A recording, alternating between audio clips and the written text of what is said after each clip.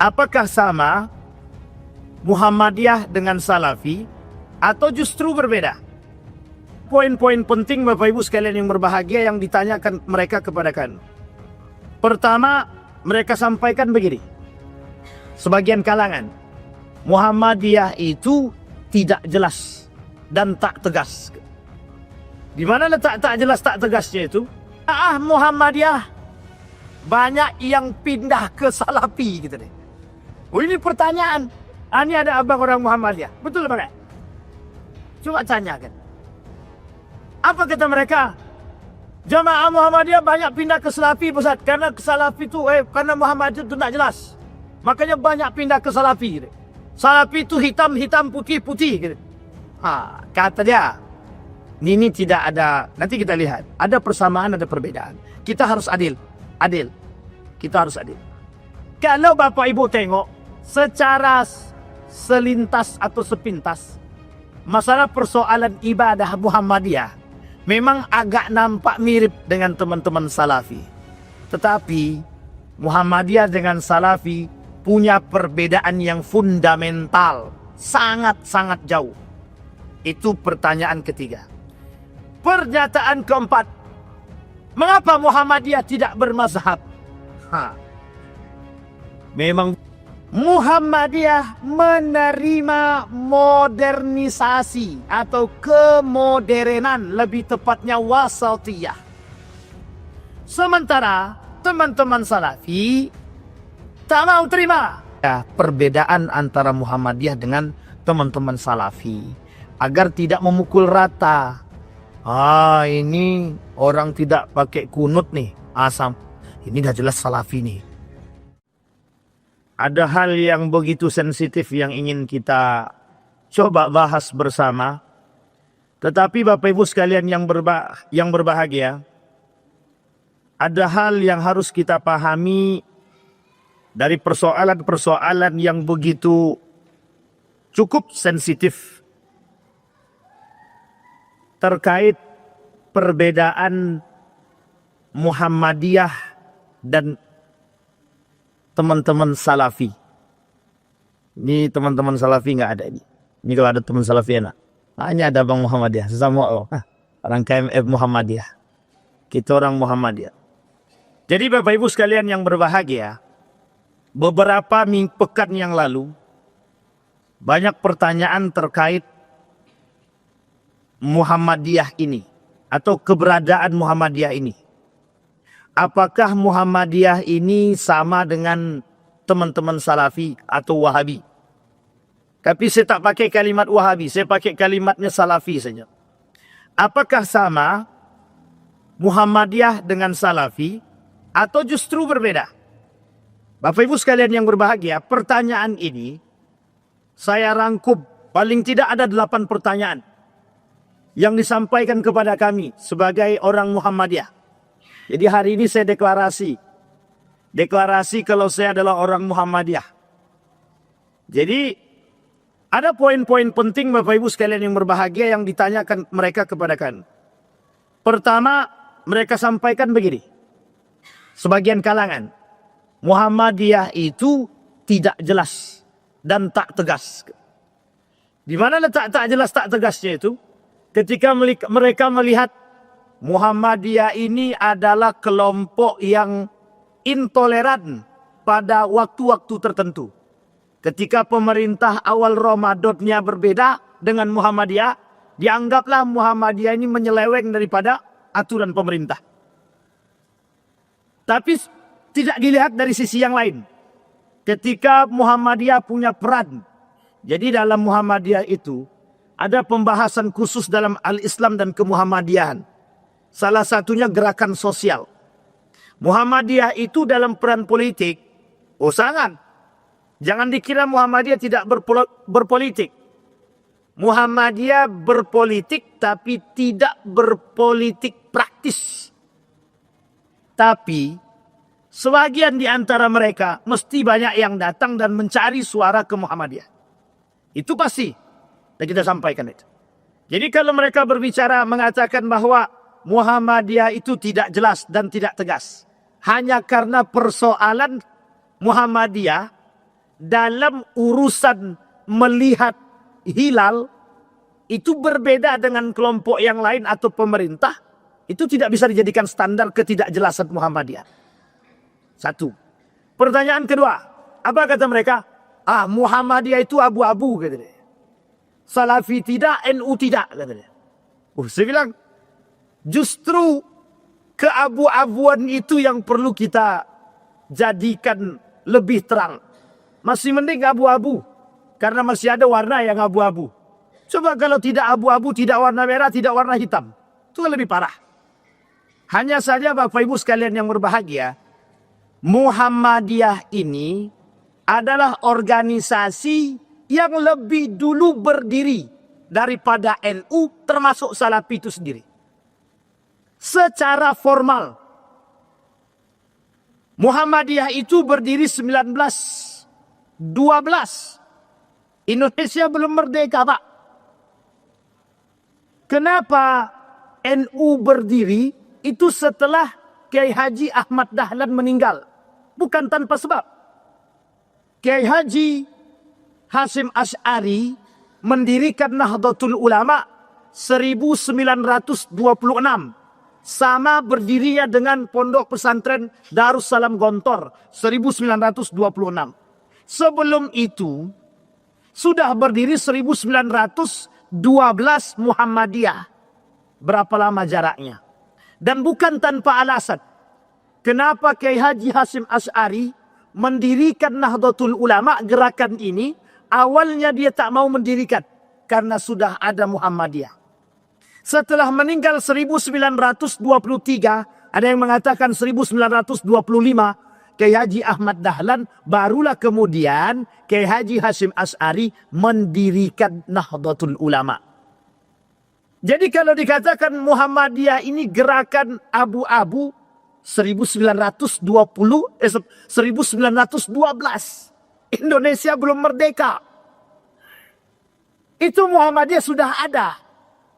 Ini orang-orang yang berbicara demikian ini mesti tidak kenal Muhammadiyah.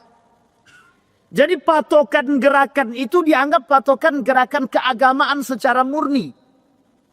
Saya ceritakan satu hal. Dalam surat Al-Ma'un itu, Kiai Haji Ahmad Dahlan itu, atau lebih tepatnya Ahmad Darwis, atau Muhammad Darwis itu, mengajarkan surat Al-Ma'un berbulan-bulan kepada muridnya. Sampai protes muridnya. Apa kata muridnya? Loh kok ini terus yang dibahas? Tidak ada selesai-selesainya. Apa jawaban Kiai Haji Ahmad Dahlan? Sebelum dia sampai ke Indonesia, nama dia Muhammad Darwis. Setelah dia sampai ke Indonesia, berubah nama menjadi Ahmad Dahlan. Dia dari Mekah. Sama-sama murid atau sama-sama berguru kepada seorang ulama besar. Namanya Soleh Darat. Begitu juga Yasin Al-Padani atau Al-Padangi. Itu penting untuk dipahami. Jadi Ahmad Dahlan dengan Kiai Haji Hasyim Asy'ari ini masih bersaudara. Kalau bahasa kita ini 3 pupu. Coba dekat itu. Sangat dekat sekali. Jadi kemudian kita kembali kepada cerita Ahmad Dahlan. Ketika ditanya sama muridnya, kok surat Al-Ma'un tidak selesai-selesai, padahal kan pendek. Apa jawaban Kiai Haji Ahmad Dahlan kepada muridnya? Sudah dilakukan atau belum? Sudah diamalkan atau belum? Coba bayangkan. Sekarang berapa banyak orang yang hafal Quran? Coba tanya satu ayat saja. Sudah diamalkan atau belum satu ayat saja? Dari surat Al-Ma'un itu, yang ditanyakan oleh muridnya kepada Kiai Haji Ahmad Dahlan, yang dikatakan tidak selesai, ditanyakan balik sama Ahmad Dahlan. Apa kata Ahmad Dahlan? Sederhana pertanyaannya, sudah diamalkan atau belum? Jawabannya sederhana, belum diamalkan. Apa kata Kiai Haji Ahmad Dahlan? Amalkan dulu. Itulah cikal bakal berdirinya hari ini Rumah Sakit Muhammadiyah. Jadi jangan kata kalau Muhammadiyah itu tidak punya peran terhadap Republik Indonesia. Bukan tidak punya peran. Sangat punya peran sekali. Bayangkan. Jadi Bapak Ibu, Tapi mereka anggap Muhammadiyah ini abu-abu dalam istilah agama. Lembut tidak, kasar tidak. Karena pemahaman Muhammadiyah itu wasatiyah. Lebih moderat atau tengah-tengah. Fes, Daren. Baik, yang ketiga. Pertanyaan yang ketiga. Jamaah Muhammadiyah banyak yang pindah ke Salafi gitu deh. Oh, ini pertanyaan. Ini ada abang orang Muhammadiyah. Betul apa enggak? Coba tanyakan. Apa kata mereka? Jamaah Muhammadiyah banyak pindah ke Salafi, Ustaz. Karena ke Salafi itu, karena Muhammadiyah itu tidak jelas. Makanya banyak pindah ke Salafi. Gitu. Salafi itu hitam-hitam, putih-putih. Gitu. Kata dia. Ini tidak ada, nanti kita lihat. Ada persamaan, ada perbedaan. Kita harus adil. Adil. Kita harus adil. Kalau Bapak Ibu tengok, secara selintas atau sepintas, masalah persoalan ibadah Muhammadiyah memang agak nampak mirip dengan teman-teman Salafi. Tetapi Muhammadiyah dengan Salafi punya perbedaan yang fundamental. Sangat-sangat jauh. Itu pertanyaan ketiga. Pernyataan keempat. Mengapa Muhammadiyah tidak bermazhab? Memang betul kalau begitu kata dia kan. Kapan dia pengen jalan, kalau tak ya sudah. Itu dia bahasa yang dipakai. Muhammadiyah itu, nanti kita jelaskan satu-satu. Ya kalau dijelaskan panjang lebar ini. Ini tidak selesai satu kali pertemuan, tidak selesai. Karena pertanyaannya banyak. Kelima, ini saya kutip daripada WA yang masuk. Mengapa Muhammadiyah menggunakan istilah ittiba, bukan taklid? Ini juga sama Pak. Muhammadiyah tak kenal taklid. Muhammadiyah tidak kenal taklid. Tapi yang dikenal oleh Muhammadiyah, ittiba. Baik. Kemudian yang keenam. Terus kalau begitu apa perbedaan Muhammadiyah dengan Salafi? Itu dia pertanyaan yang dari Pak Yendi. Itu dia pernyataan dari Pak Yendi. Yang ketujuh, apa kata mereka? Warga Muhammadiyah bosan dengan materi-materi Muhammadiyah. Sehingga banyak yang tak mau datang dengan kajian-kajian di Muhammadiyah. Ini nanti kita perlihatkan Bapak Ibu.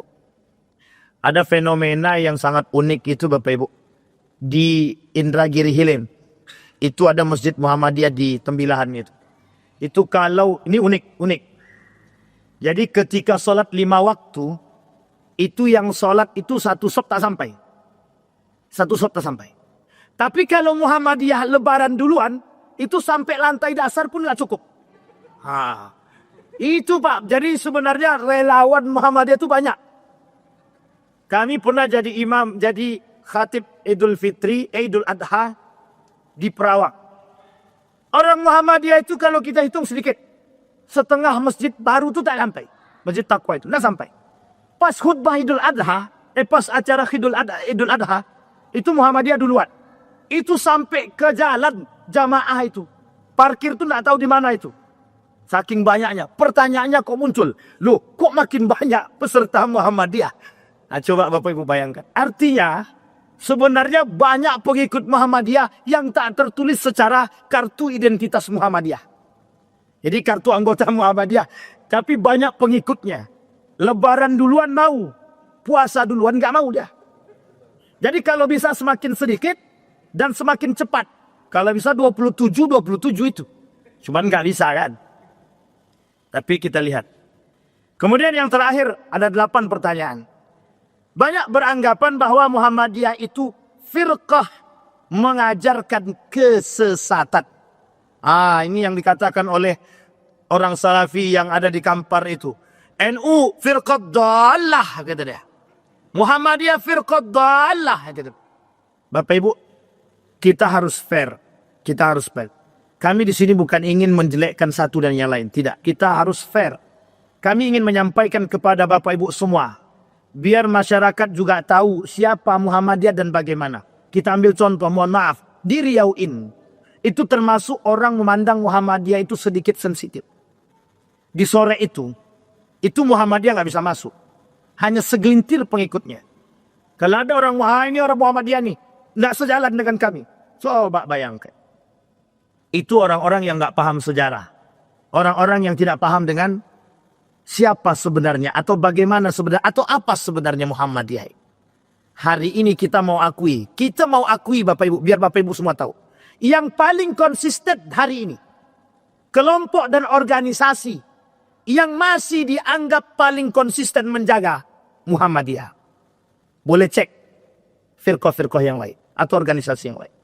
Itu organisasi yang paling berdiri hari ini, tidak ke kanan, tidak ke kiri, itu cuma Muhammadiyah. Karena slogan Muhammadiyah itu adalah wasatiyah, menjadi pendamai di antara segi empat masalah. Ketika kasus-kasus bertebaran, Muhammadiyah paling tengah. Maka Bapak Ibu sekalian yang berbahagia, itu dalam segi politiknya, pemerintahannya. Tapi Muhammadiyah juga tidak bisa dipandang sebelah mata dalam urusan agama. Muhammadiyah punya satu hal yang harus Bapak Ibu tahu. Majelis tarjih. Tahu Bapak Ibu tarjih itu ya? Tukang buat fatwa di Muhammadiyah itu namanya majelis tarjih. Dan fatwa itu dipegang oleh anggota Muhammadiyah. Kalau dibilang tidak konsisten, Muhammadiyah sangat konsisten sekali. Ada majelis tablik yang memidangi dakwah. Muhammadiyah kalau berbicara tentang dakwah, Bapak Ibu boleh cek. Yang sampai ke pelosok sana itu siapa? Bukan hanya yang lain. Muhammadiyah juga paling utama.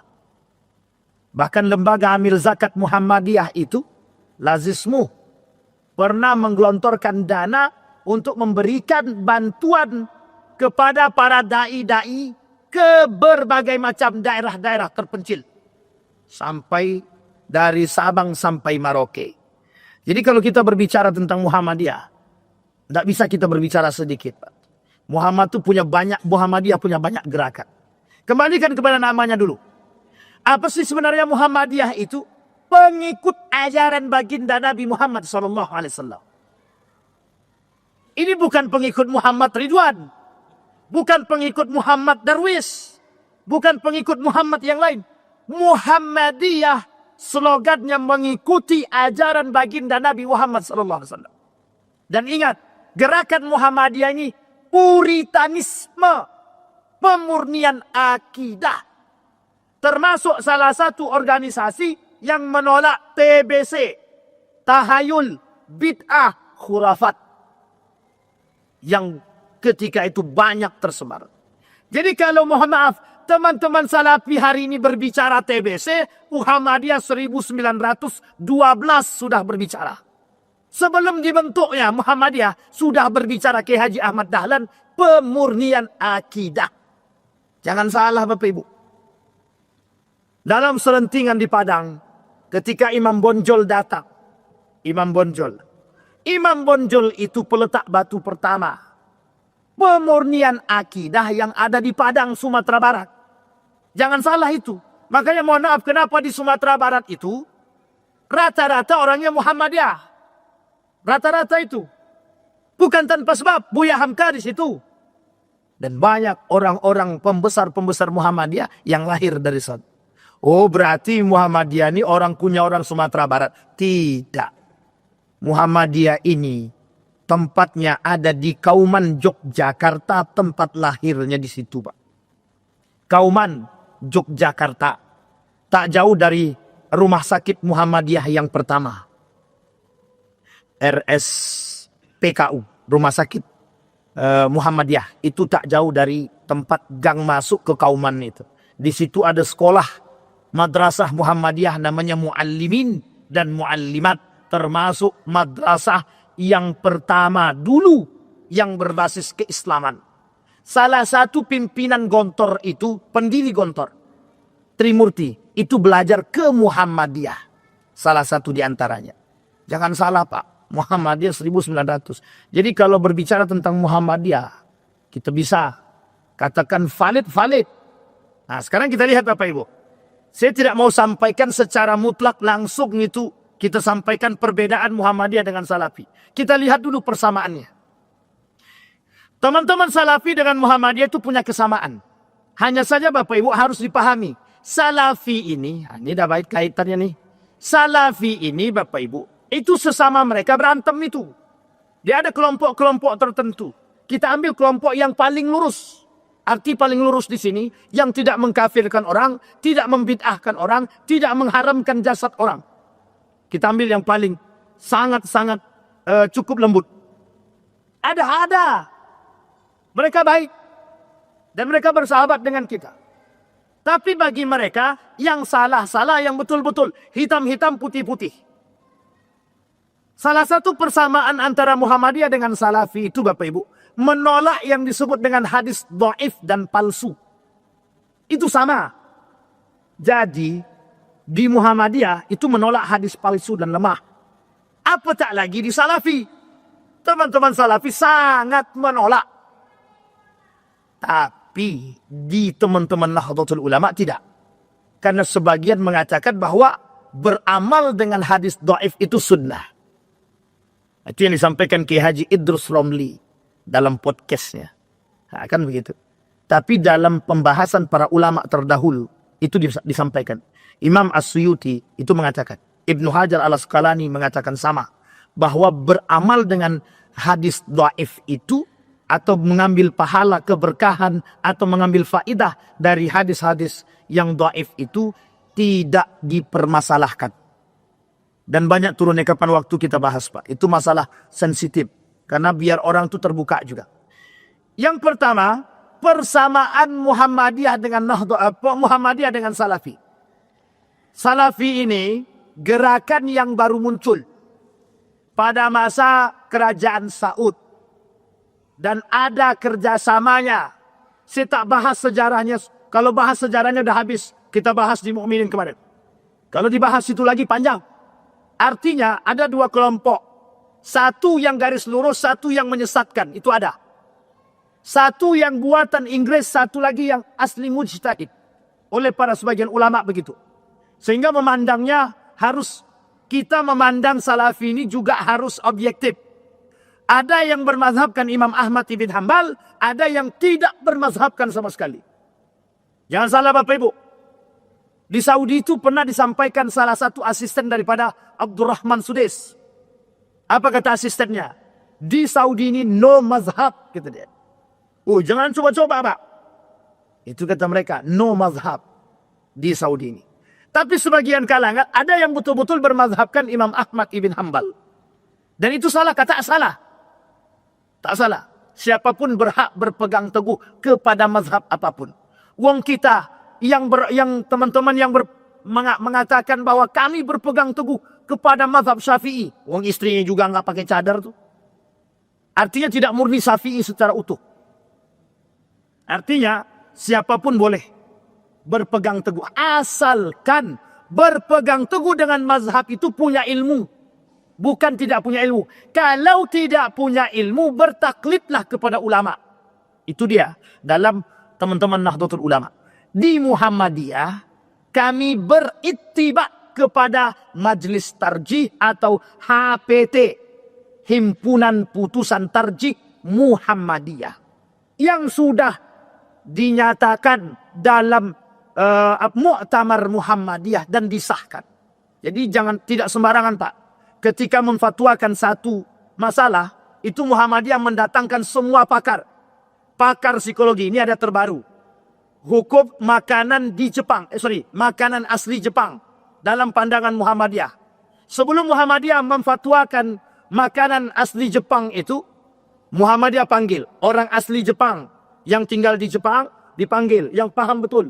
Psikologi, dipanggil. Ahli makanan gizi, dipanggil. Ahli hukum, dipanggil. Ahli agama, dipanggil semua. Duduk untuk merumuskan satu fatwa. Jadi, jangan kira abu-abu. Tidak jelas itu Muhammadiyah. Kayak sholat tarawihnya 4-4. Yang lain itu 2-2. Dia pula yang 4-4. Jangan salah Bapak Ibu. Apakah ada hadis yang berbicara secara mutlak bahwa sholat tarawih itu dilakukan cuma 2-2 saja? Saudi Arabia hari ini Itu 13. Bukan 11, bukan 23. Coba cari. Setelah Bapak Ibu cari, ada dalilnya, ada hadisnya. Apa tak lagi yang 443 dari Siti Aisyah. Oke. Oleh sebagian kalangan mengatakan hadis itu untuk witir. Ini kapan waktu kita bahas khusus itu. Di sini saya tak mau bahas karena tak selesai nanti. Tak sampai. Ini baru persamaan, belum perbedaan. Yang pertama, persamaannya adalah kembali kepada Al-Quran dan Sunnah. Sama slogannya. Sama slogan. Slogan Muhammadiyah, kembali kepada Al-Quran dan Sunnah. Jadi tolak ukurnya adalah Al-Quran dan Sunnah. Bukan yang lain. Gak ada yang lain. Gak ada. Kalau yang lain percaya dengan kias, Muhammadiyah cuma menggunakan tidak. Muhammadiyah menggunakan Al-Quran dan Sunnah. Kalaupun ada kias hanya untuk pandangan, bukan penguat sumber hukum. Harus dipahami di situ. Bukan penguat sumber hukum. Tetapi ada perbedaan antara Muhammadiyah dengan teman-teman Salafi. Muhammadiyah tidak tekstual saja, juga kontekstual. Muhammadiyah memandang satu ayat itu harus dipahami dengan model pemahaman yang kontekstual, begitu juga tekstual. Sehingga Muhammadiyah menggunakan metode pendekatan bayani, irfani, burhani. Itu mesti tak perlu kita bahas panjang. Cukup dalam kajian serius aja itu. Artinya ada pendekatan tertentu yang digunakan. Jadi tidak bisa sembarang main haram-haram aja, tidak bisa itu. Misal tentang zakat. Ini saya sampaikan tentang zakat. Dalam zakat itu, oleh teman-teman Salafi itu, tidak mau menggunakan pulus. Harus pakai beras atau makanan pokok. Sementara Basnas kita itu membolehkan. Tahu Bapak Ibu mazhabnya siapa itu? Itu bukan mazhab Imam Syafi'i.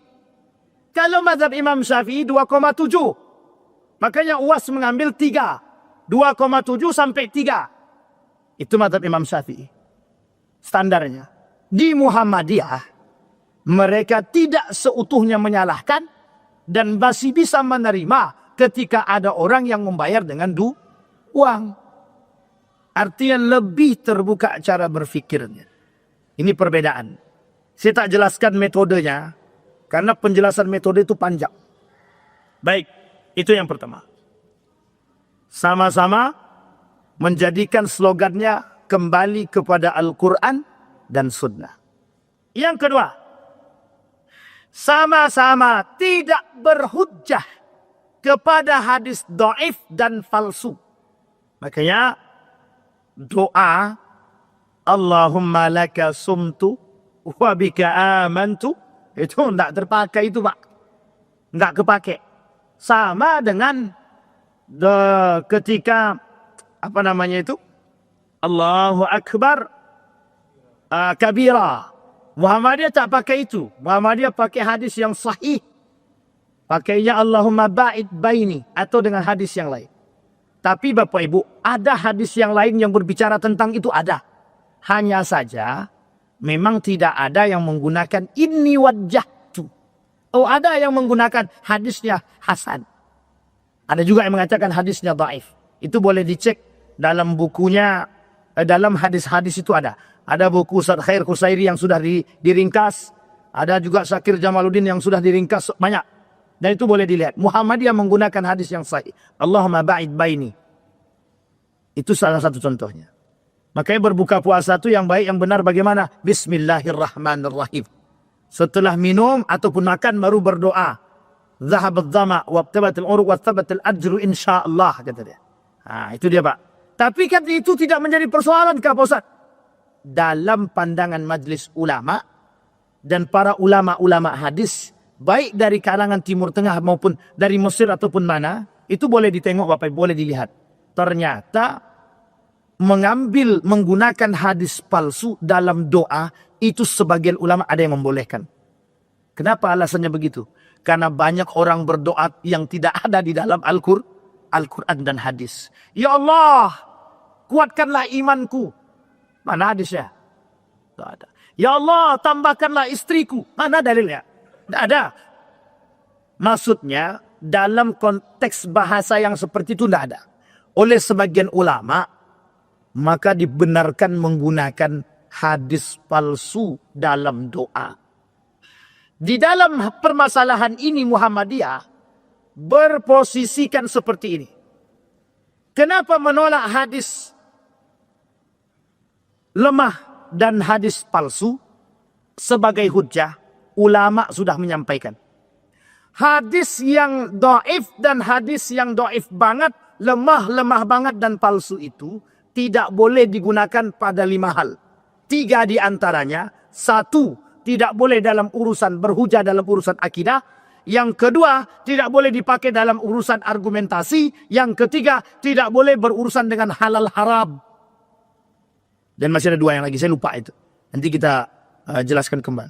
Sampai di sini bisa dipaham. Sehingga sebagian kalangan termasuk Nahdiyin masih memahami konteks ini bahwa hadis-hadis yang lemah boleh diambil manfaat. Sampai di sini bisa dipahami Bapak Ibu ya.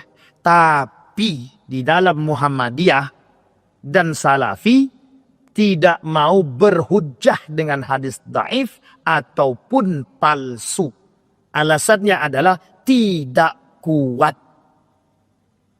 Itu Bapak Ibu.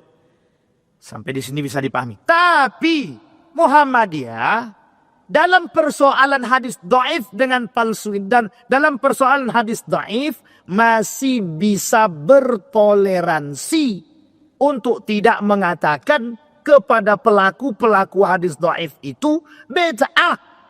Tidak. Itu harus dipahami Pak. Harus dipahami. Baik, yang kedua. Udah mau habis aja waktunya. Masih panjang. Alhamdulillah. Yang ketiga. Kedua-duanya sama-sama tidak memberlakukan kias dalam persoalan ibadah. Tidak ada kias-kias dalam masalah ibadah. Makanya bahasanya Muhammadiyah itu dan Salafi itu yang jelas aja. Apa yang dilakukan dalam hadis-hadis sahih itu saja yang dipakai. Kalau tidak ya ditolaknya. Kita ambil contoh doa ketika ruku, sujud. Nah, Bapak Ibu kalau ruku itu bagaimana doanya? Abang. Subhana rabbiyal azimi wa bihamdi. Hadisnya yang sahih dipotong. Subhana rabbiyal azim. Tapi dalam hadis yang lain ada banyak 5 macam. Dan derajat hadisnya ada yang kuat, ada yang lemah, ada yang hasan. Jadi sebenarnya tidak seutuhnya juga apa yang dibaca itu salah. Karena juga ada persoalan. Nah, ini sudah kita bahas ini Pak. Dan ini di dalam Muhammadiyah dan Salafi menggunakan yang paling kuat itu tadi. Sami Allahu liman hamidah. Rabbana walakal hamd. Cuman sampai di situ. Tidak ada tambah-tambahan. Apa tambahannya? Masih hafal? Mil'us sama. Mil'ul adya mil'u masyi'ta min syai'im. Ba'du. Kalau tak hafal berarti jangan ngaku NU. Nah ini tidak ada kaitannya dengan NU dan Muhammadiyah. Persoalan bacaan. Tetapi hadis yang dipakai oleh teman-teman Salafi menganggap hadis ini lebih kuat. Begitu juga di Muhammadiyah. Ada bacaan yang lain. Yang digunakan oleh Muhammadiyah menggunakan hadis yang sahih. Terkhusus dalam ibadah juga.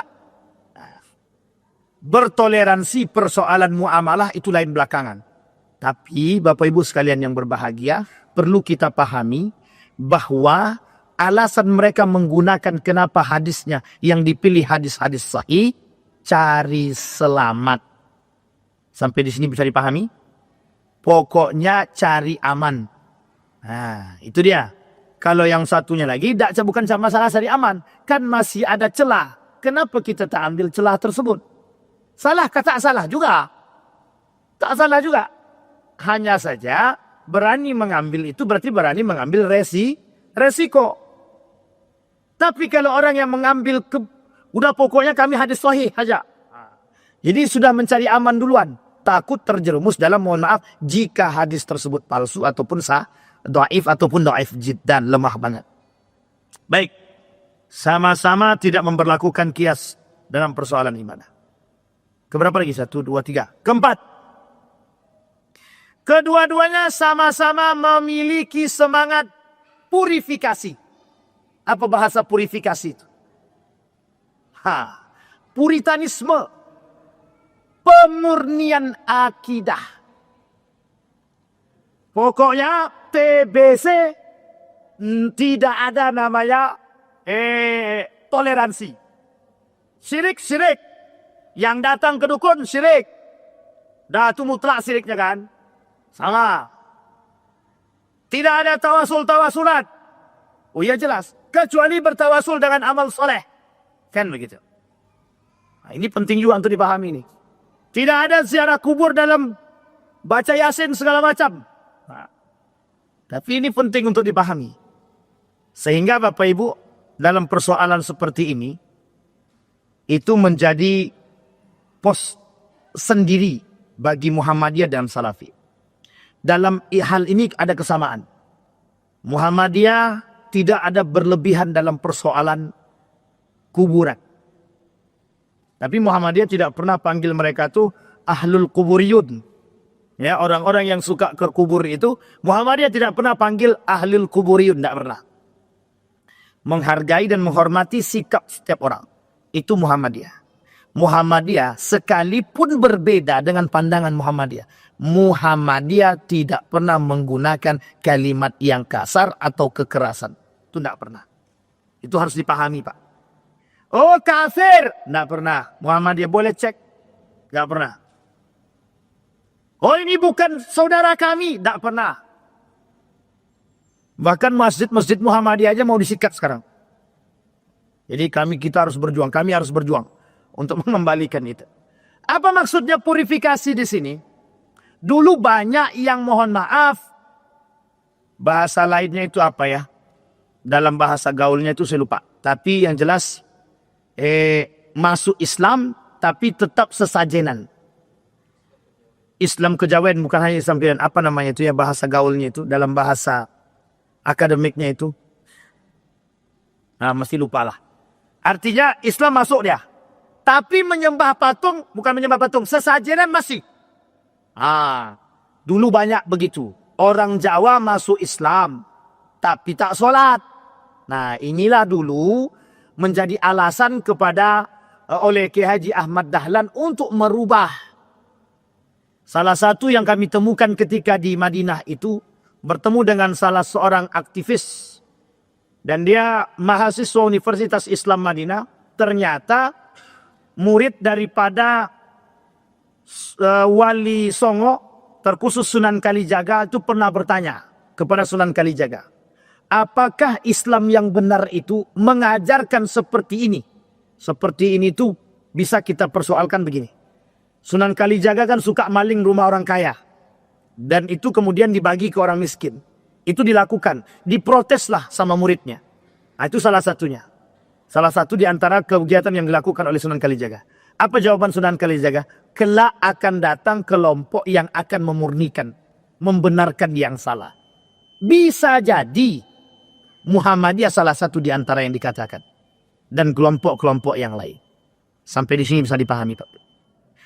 Keris bisa berdiri sendiri. Itu bukan tidak banyak kita temukan, Pak. Oh, kalau di Jawa itu kental sekali. Bunga 7 rupa. Kenduri. Ada maknanya. Oh, itu bukan tak ada sebab. Ada sebabnya, Pak. Dulu, Pak. Orang kalau kenduri di Jawa itu. Dalam nampan itu makanan yang disediakan. Itu makanan-makanan yang menyesuaikan rukun iman dan rukun Islam. Nggak bisa sembarangan. Ada filosofinya itu. Baca dalam sejarah, Pak. Nah, boleh, kalau ini boleh merujuk kepada Ustadz Salim Afillah.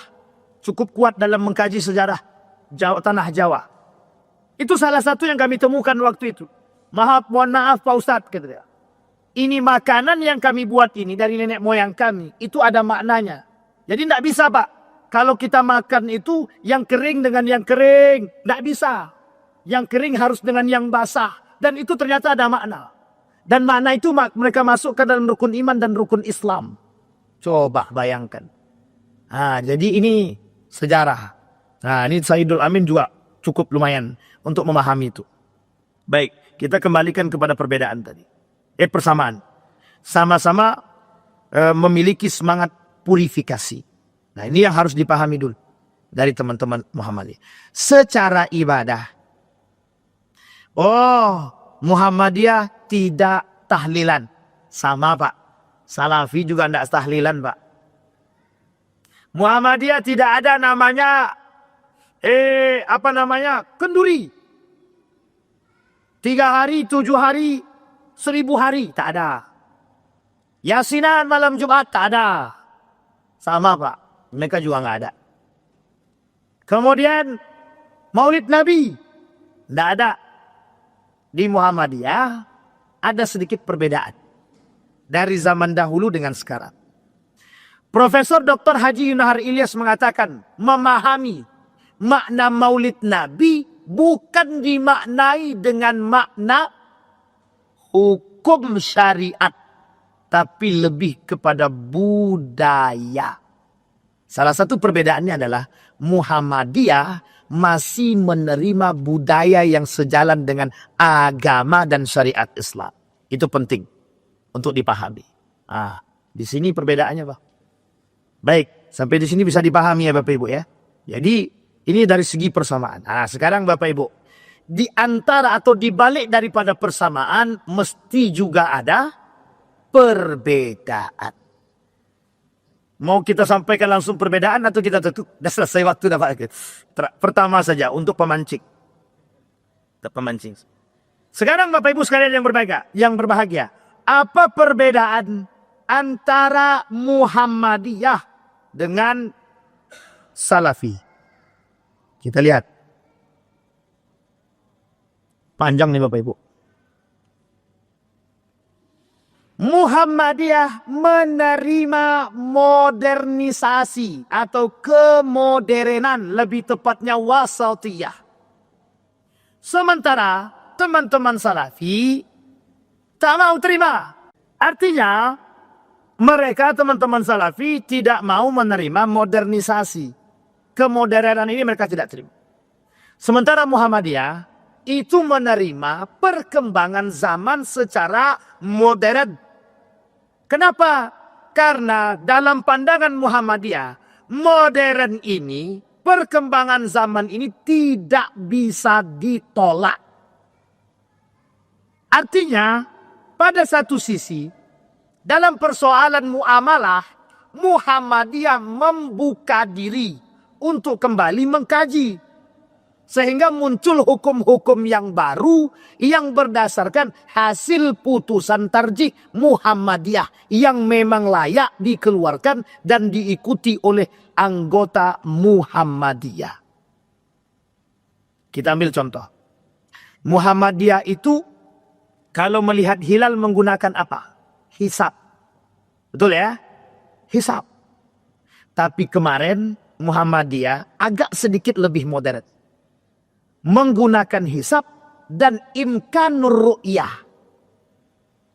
Sementara pemerintah ru'yah tapi satu sisi menggunakan hisab. Sampai di sini bisa dipahami. Artinya ada titik temu yang bisa disamakan. Nah, ini penting untuk dipahami. Kalau dulu cuman kami pakai hisab saja. Betul. Tapi sekarang Muhammadiyah juga bisa menggunakan yang disebut dengan imkanur ru'yah. Hisab dipakai, imkanur ru'yah juga dipakai. Nah, ini penting. Muhammadiyah tidak menolak modern, betul. Perkembangan zaman di Muhammadiyah mereka terima. Makanya mohon maaf, selalu terjadi perubahan dalam sisi muamalah. Sekarang Muhammadiyah punya Gojek. Namanya apa? Lupa saya. Bang, apa nama Gojek kita? Zendo. Nah, itu kalau ini dah nampak tuh. Oh ya, Muhammadiyah juga sudah punya. Sebenarnya kalau Muhammadiyah ini punya produk-produk itu kita tidak aneh. Uangnya 15 triliun nggak bergerak. Jadi kalau mau diambil yang goyang, pemerintah yang goyang. Nah, itu Pak. Masih ingat kasus itu Pak. Mohon maaf ya. Kita kalau mau sombong-sombongan Pak ya. Muhammadiyah itu pernah mohon maaf menggertak pemerintah itu dengan apa? Ditariknya duit. Mau membangun Muhammadiyah, Bank Muhammadiyah sendiri. Bukan tak bisa. 15 triliun. Kalau bahasa kasarnya pemerintah punya hutang kepada Muhammadiyah. Cuman kan kita nggak mungkin sampaikan itu. Astagfirullah. Sampai di sini bisa dipahami Pak ya. Jadi kalau kita berbicara persoalan Muhammadiyah. Muhammadiyah bergerak. Nah yang kedua perbedaan antara Muhammadiyah dengan Salafi. Muhammadiyah itu organisasi. Sementara Salafi ini sekte. Kalau kita berbicara atau mempermasalahkan organisasi. Organisasi itu terstruktur.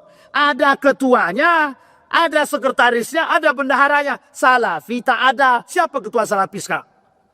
Apa dia organisasi? Tidak ada Pak. Maka Salafi ini secara perbedaan dengan Muhammadiyah pada poin kedua tadi. Muhammadiyah ini organisasi legal, formal, jelas. Sementara Salafi tidak. Dia bukan organisasi.